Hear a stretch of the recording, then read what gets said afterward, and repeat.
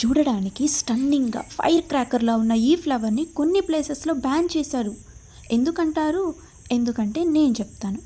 ఈ flower toxicity level ఆ రేంజ్లో ఉంది. ఈ ఫ్లవర్ వల్ల హెల్త్ ఇష్యూస్ రైజ్ అవుతాయి. అండ్ దట్టు అదే కాక వామిటింగ్స్, నాసియా అండ్ డెత్ వరకు వెళ్ళే ఛాన్సెస్ ఉన్నాయి. ఇంకా బ్యాన్ చేయక ఏం చేస్తారు?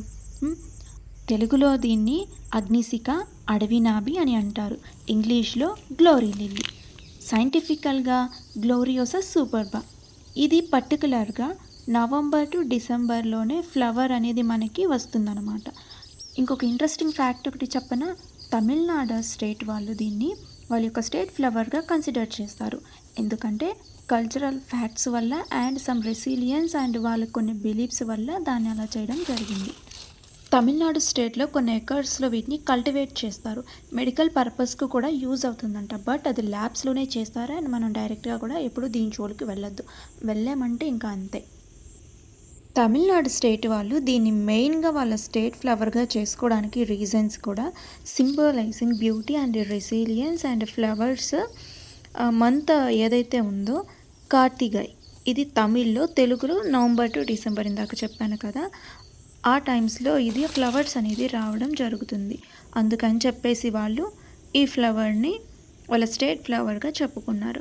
బట్ ఈ ఫ్లవర్ అనేది రెడ్డిష్గా ఎల్లో కలర్ అండ్ పెటల్స్ కానివ్వండి, లీవ్స్ కానివ్వండి, అండ్ అవన్నీ కూడా నిజంగా చూడడానికి అట్రాక్టివ్గా ఉంటాయి. అండ్ బ్యూటీ వన్ కూడా వాళ్ళు అన్నట్టు.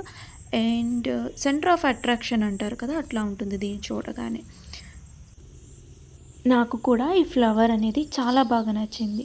మీరే చూడండి, ఆ పెటల్స్ కానివ్వండి, ఆ సర్కిల్ కానివ్వండి, ఆ మొగ్గలు కానివ్వండి, ఆ చెట్టు నుంచి వచ్చే విధానం చూడండి, అసలు ఎంత స్టైల్గా సోకుగా ఉన్నాయో కదా. నాకైతే బాగా నచ్చాయి. మీకు ఈ మొక్క ఎక్కడన్నా కనిపించింది అనుకోండి, దాన్ని పట్టుకున్న తర్వాత హ్యాండ్ వాష్ అనేది ప్రాపర్గా చేసుకోండి. ఎందుకంటే మళ్ళీ ఆస్తమా మనకు తెలియదు కదా, ఆల్రెడీ అది టాక్సిసిటీతో ఉంది. సో హెల్త్ ఇష్యూస్ వచ్చాయనుకోండి మనకే కదా ప్రాబ్లం. సో అందుకని మీరు దాని జోలికి వెళ్ళొద్దు. కాబట్టి దూరం నుంచి చూడండి. చిన్నపిల్లలను కూడా ఈ మొక్కలకు దూరంగా ఉంచండి. లేదంటే వాళ్ళు కూడా ఈ మొక్క నుండి సమస్యను ఎదుర్కోవాల్సి వస్తుంది. సో ఇలా ఈ మొక్క అనేది మనకి మెడికల్గా ఉపయోగపడుతుంది. అలాగే మనకి కొన్ని సమస్యలు కూడా తెస్తుంది. ప్రకృతిలో మనకి ఇలా మెడికల్ యూస్లో ప్రాపర్గా కరెక్ట్ వేలో యూజ్ చేసుకుంటే ఏదైనా కూడా మన ఆరోగ్యానికి మంచి చేస్తుంది. అలాగే ఈ మొక్క కూడా. సో వీడియో నచ్చితే లైక్ చేసి సబ్స్క్రైబ్ చేసుకోండి.